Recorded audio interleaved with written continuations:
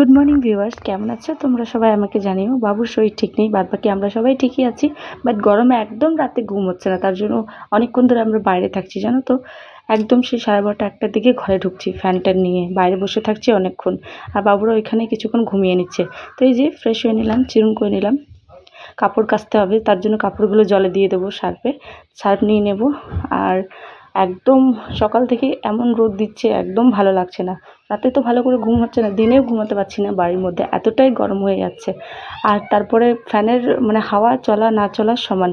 তো তোমরা সবাই কেমন আছো সেটা কিন্তু অবশ্যই আমাকে কমেন্টে জানিও। আর আমি তো তোমাদেরকে বললাম আমরা কেমন আছি, তাতেই তোমরা হয়তো বুঝে গেছো। তো চলো, ভিডিওকে স্কিপ করো না, ভিডিওতে তোমরা কন্টিনিউ থাকো, তাহলে আমারও ভালো লাগবে। সার্ফে আগে এগুলো দিয়ে দেবো, তারপরে অনেক কাজ আছে সকালে। দেরি করেই সবাই উঠেছি, কারণ একদম রাতে ঘুম হচ্ছে না তার জন্য। আর বাবুরও শরীর ঠিক নেই বলে সবসময় আমার কোলে কোলে যাচ্ছে, যেখানেই যাচ্ছি সেখানেই। তার জন্য আর এই যে দেখো এখানেও চলে এসেছে।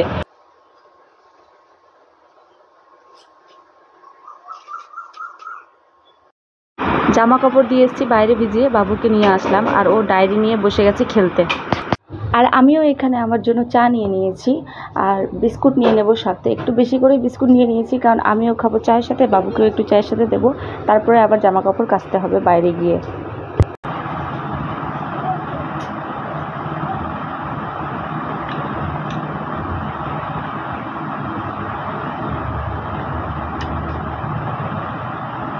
তো আমার চা খাওয়া কমপ্লিট, আর এই যে কাপড় কেচে মিলে নিয়েছি। আর আমাদের যেহেতু জায়গা নেই, তোমাদেরকে আমি আগেও বলেছি, তাই এইভাবে আমরা কাপড় কেচে কিন্তু মিলি। আর ওইগুলো কালকের কাপড় রোদে দিয়েছি।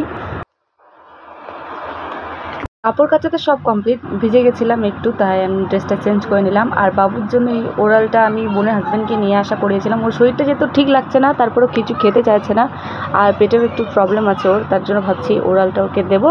আর এটার মধ্যে কিন্তু 5টা প্যাকেট থাকে, তাও তোমাদের সাথে আমি একটু শেয়ার করব। তোমরাও জানো এটা দেখানোর কিছু নেই, বাট তাও আমি তোমাদেরকে দেখাচ্ছি। এটা কিন্তু বাচ্চাদের জন্য একদম ভালো, এই ওরাল কী বলে এটাকে, হাইড্রেশনটা ইউজ করা বাচ্চাদেরকে জলে দিয়ে। সেটা তোমরা যেভাবে ফুটন্ত জলে ফুটিয়েও দিতে পারো বা ঠান্ডা জলেও দিতে পারো। তো বাবুকে আমি এটা দেবো। আর এই 5টা আমি চেয়ে নিলাম, একটাই দেবো। আর আছে কিন্তু মিষ্টি দই সবার জন্যই, সেটা আমি ফ্রিজে রেখে দিলাম, একটু পর বের করবো। মায়ের জন্য আলাদা আছে, আর আমরা পরে খাবো।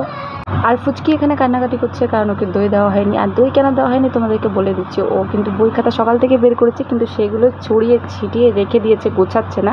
ওকে আমরা বই খাতার নিজে থেকেই গোছানো করাই, কিন্তু সেটা অভ্যাসটা ওর বাজে হয়ে যাচ্ছে রোজ দিন। তো ওর জন্য ওকে দই দিচ্ছি না বলে, তার বলে দেবো না সেটা নয়, তাই কান্না করছে।